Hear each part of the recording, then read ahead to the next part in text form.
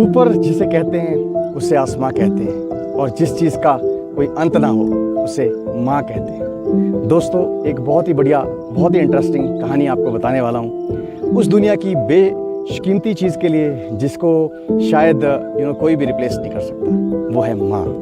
इस माँ के ऊपर मैं आपको एक कहानी सुनाता हूँ और मुझे पूरी उम्मीद है आपको इस कहानी को सुनने के बाद अपनी माँ की तरफ और ज़्यादा इमोशंस, और ज़्यादा प्यार, और ज़्यादा रिलेशनशिप बिल्डअप करने की इच्छा होगी, और आप उनकी और ज़्यादा इज्जत करना शुरू कर देंगे। एक बार की बात होती है दोस्तों, एक लड़का काफ़ी गरीब घर से होता है। तो वो एक दिन जो है ना शहर आता है, शहर में किसी दुकान में जाता है, जूतों की दुकान में, ठीक है। तो जब वो जूतों की दुकान में जाता है तो जूतों का मालिक जो है वहाँ पे बैठा होता है। तो बोलता है, उसे देखता है तो उसे लगता है यार ये तो कुछ अजीब सा लड़का है, अच्छा इसका पहनावा नहीं है, पता नहीं क्या इसको चाहिए होगा, ले भी पाएगा जूते या नहीं ले पाएगा। तो कोई बात नहीं, उसे कहता है कि हाँ भैया बताओ क्या चाहिए।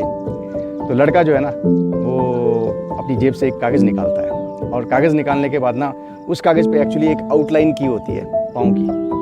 तो लड़का उसे कहता है कि इस नाप के जो है मुझे लेडीज़ चप्पल दे दो।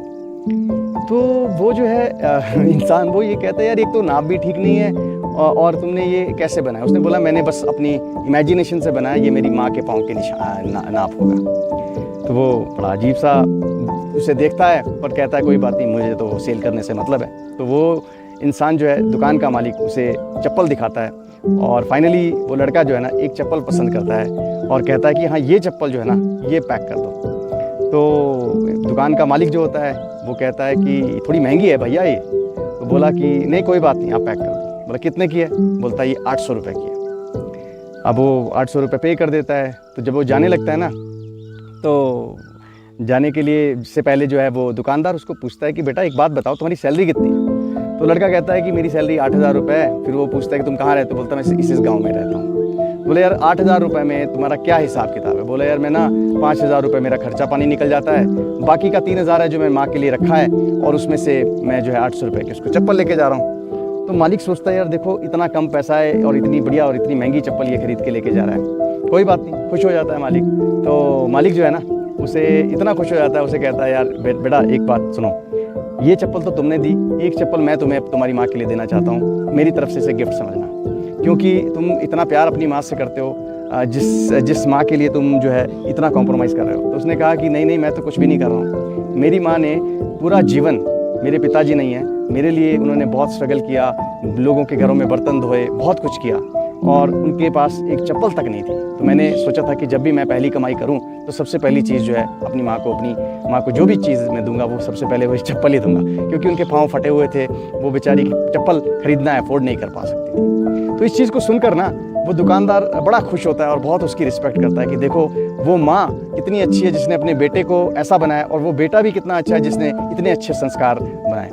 अब वो बच्चा जो है, लड़का जो है, वो चप्पल लेके जाने ही लगता था। तो जैसे ही वो आगे गेट की तरफ पहुंचता है तो पीछे से जो है ना वो मालिक दुकान का उसके पास आता है और उसे कहता है कि भाई यार मेरे को आपसे एक चीज़ चाहिए। तो वो लड़का सोचता है मुझसे क्या चीज़ चाहिए यार, मैं क्या दे सकता हूँ। बोला यार तू वो जो कागज़ है ना जिसमें तूने हाथ से वो ड्रॉ किया है पाँव के निशान, वो मेरे को दे दे। तो लड़का सोचता है यार ये तो बड़ी अजीब सी चीज़ है, पर चलो क्या फ़र्क पड़ता है, मैं दे देता हूँ। तो वो जो कागज़ होता है जिसमें पाँव के निशान होते हैं ना, वो दुकानदार ले लेता है, और दुकानदार जो है ना उस कागज़ को लेकर दुकान के अंदर जो छोटा सा मंदिर होता है ना उसमें वो रख देता है उसे खोल कर। तो ये चीज़ को देख कर ना जो दुकान के उसके सेल्समैन होते हैं वो बोलते हैं यार बड़ा अजीब सा चीज़ है। तो एक आदमी ना उसका सेल्समैन बड़ा एक्साइटमेंट में पूछता है कि सेठ साहब ये बताओ ये आपने क्या किया? बोला यार आज ना मेरे दुकान के अंदर और मेरे दुकान के मंदिर के अंदर सच में लक्ष्मी आई है, लक्ष्मी के कदम आए। तो लड़का पूछता है, बोला कैसे? बोले यार ये बताओ, जिस माँ ने अपने ऊपर इतने कष्ट करके ऐसे बच्चे को पढ़ाया बनाया, और ऊपर से वो लड़का इतने अच्छे उसके संस्कार हैं, तो मुझे नहीं लगता ये जो कागज़ पे बनाया हुआ है उस लड़के ने पाँव के निशान, ये किसी लक्ष्मी के पाँव के निशान से कम होते हैं। तो इस तरह से दोस्तों ये छोटी सी कहानी है, पर ये कहती है ना कि ऊपर जिसे कहते हैं उसे आसमान कहते हैं, लेकिन जिसकी कोई कीमत ना हो, जो बेशकीमत हो, उसे धरती पर माँ कहते हैं। दोस्तों मुझे उम्मीद है आपको ये कहानी अच्छी लगी होगी। जाइए अपनी माँ के पाँव छूइए, जाइए अपनी माँ के लिए वो सब करिए जो वो डिज़र्व करती है, क्योंकि उस माँ ने आपको जो है ना बहुत बड़ा बनाया। आज आप जो भी हो, बिकॉज ऑफ हर, उसकी तरफ से हो, उनकी तरफ से हो। उनकी इज्जत करिए, उनसे प्यार करिए, क्योंकि माँ बाप की रिप्लेसमेंट कोई नहीं कर सकता। माँ बाप जो है ना, कीमती लोगों को मिलते हैं, उन किस्मत वालों को मिलते हैं। उनसे पूछिए जिनके माँ बाप नहीं हैं, उनसे पूछिए जिनकी ना माँ है, जिनका ना बाप है। वो जानते हैं रियल वैल्यू अपने माँ बाप की। तो दोस्तों, इज्जत करिए अपने माँ बाप की, अपने माँ बाप को पलकों पर रखिए और उनको वो दुनिया की सारी खुशी देने की कोशिश करिए। शायद आपको किसी मंदिर में जाने की ज़रूरत नहीं होगी, क्योंकि माँ बाप के चरणों में ही मंदिर होता है। मुझे उम्मीद है दोस्तों आपको ये कहानी बहुत अच्छी लगी होगी। Please like, subscribe and forward my videos.